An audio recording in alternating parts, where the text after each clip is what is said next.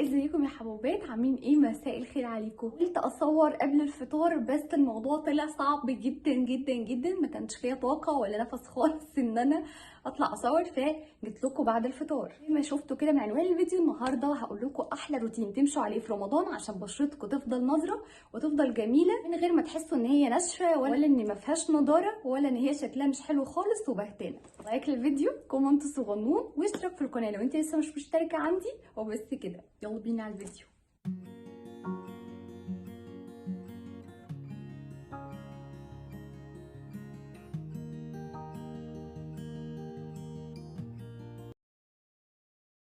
اول حاجه يا ست الكل، وبسم الله الرحمن الرحيم كده، وعايزاكم تتكوا عليها كتير قوي قوي قوي قوي طول شهر رمضان. هو بصوا عامه، رمضان وغير رمضان لازم لازم لازم شرب الميه ده اساسي عندنا.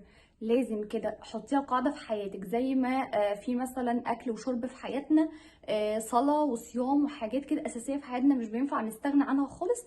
اعتبروا الميه دي حاجه من اساسيات الحياه كده، عشان شعرك وعشان بشرتك. اول حاجه معانا وهي شرب الميه دي، اتوصي بيها جدا جدا. هاتي ازازه انت بتحبيها يكون شكلها جميل كده، وتكون لتر، دي لتر كده قدامكم دي. فبملاها على اخرها وبقعد اشرب طول ما انا رايحه وانا جايه بعد الفطار.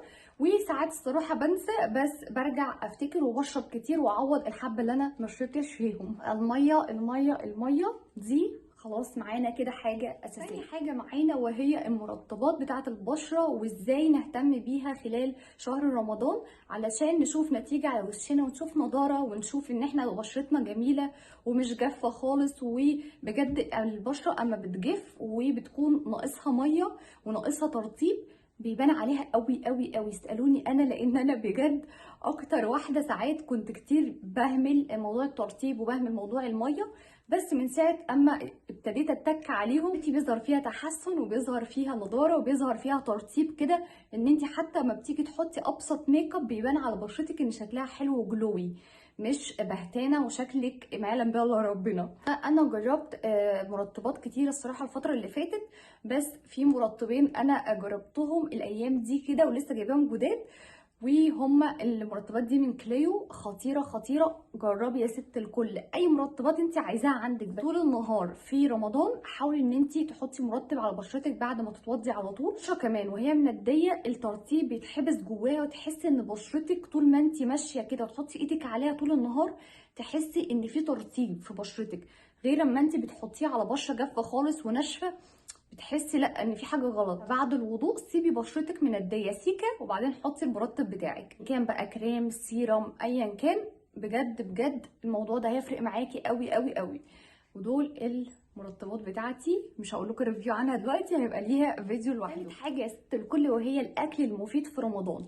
بلاش ان احنا في رمضان فنتجه للاكلات الدسمه قوي والحاجات اللي مش مفيده والاكل السريع والاكل بره. حاولوا ان انتوا يبقى فيه طبق سلطه خضراء على الفطار. حاولوا ان انتوا تتسحروا برضو تدخلوا الخيار والجرجير والحاجات القمر دي في السحور. كل الحاجات دي بتفرق جدا جدا في نضاره بشرتك وان هي تفضل منوره وجلوي كده طول فتره رمضان. عايزين نطلع من رمضان بهتانين وشكلنا ما يعلم بيه الا ربنا وشبه الزومبي والناس تتخض مننا؟ لا، عايزين نخرج من رمضان وبشرتنا تبقى احلى كمان مما كنا قبل رمضان. حاجه كمان يا ست الكل لو عملتيها برضو هتفرق قوي قوي في ترطيب وشك، الا وهي ميه الورد. ميه الورد ما فيش ارخص منها بجد، هتلاقيها عند العطارين، هتلاقيها في السوبر ماركت، هتلاقيها في كذا حته.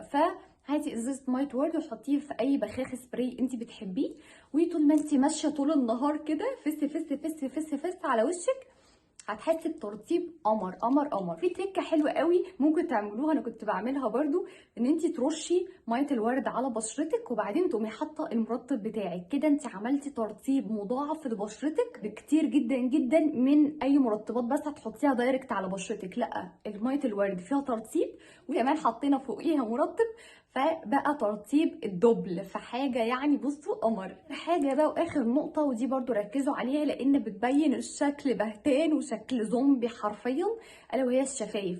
ان انت حاولي ان انت ترطبي شفايفك باي مرطب، بس ما يكونش فيه ريحه نفاذه، ما يكونش ليه طعم ان هو يستفزك ان انت تاكليه عشان انا عارفه ان احنا كستات وبنات بنعمل حاجات غريبه جدا في الروج، فبلاش موضوع ان احنا نشفط وناكل الروج اللي على بقنا. يستحسن ان هو يكون فازلين طبي، يكون من غير ريحه او اي حاجه خالص، تنتوفه صغنونه كده عشان ما تدخلش جوه بقك. واعمليها بس على شفايفك كده، ان انت يبقى شكل شفايفك مترطبه وشكلها لذيذ، ما يكونش شكلها غامق او شكلها مش لطيف او شكلها ناشف. الموضوع ده هيفرق قوي قوي معاكي. دي يا حبوبات لو اتبعتوا الخطوات اللي انا قلت لكم عليها دي، هي خطوات بسيطه قوي قوي قوي، وكل الحاجات اللي انا قلت عليها هتكون موجوده ان شاء الله عند كل بنوته. فما تستخسريش في نفسك وفي بشرتك ان هي تبقى شكلها قمر في رمضان. كده يا حبوبات وصلنا لنهايه الفيديو، يا رب تكونوا استفدتوا منه. ولو معايا لحد اللحظه دي فشكرا جدا جدا ان انتم موجودين في الفيديو. كومنت صغنون واشتراك في القناه لو انت لسه مش مشتركه عندي. وبس كده، اشوفكم على الف خير الفيديو اللي جاي. باي باي.